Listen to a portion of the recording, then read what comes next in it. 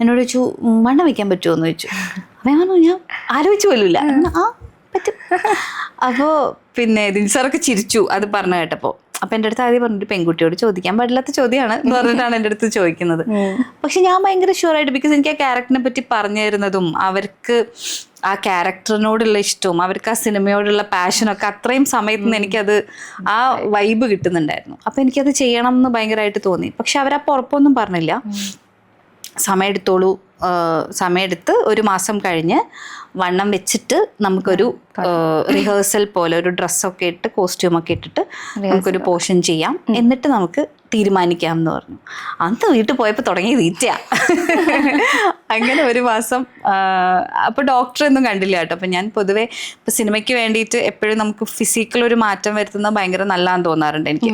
ക്യാരക്ടേഴ്സിൽ പെട്ടെന്ന് ചേഞ്ചസ് തോന്നും. പക്ഷെ ഞാൻ പറയും അങ്ങനെ എപ്പോൾ ചെയ്യുമ്പോഴും നിങ്ങൾ നിങ്ങളുടെ ഡയറ്റീഷ്യൻ്റെ അടുത്ത് പോയി ചോദിക്കണം എന്താണ് ഞാൻ ചെയ്യേണ്ടത്. അന്ന് ഞാൻ അങ്ങനെ ചെയ്യാതെയാണ് ചെയ്തത്. പക്ഷെ വണ്ണം അവർക്ക് വേണ്ടത്ര വണ്ണം ആയില്ലെങ്കിലും അവർ ആ പ്രോഗ്രസ്സിൽ ഭയങ്കര ഹാപ്പി ആയിരുന്നു. അങ്ങനെ ഓഡിഷനൊക്കെ കഴിഞ്ഞ് അങ്ങനെയാണ് അമ്മിണിപ്പിള്ളയിലേക്ക് എത്തുന്നത്.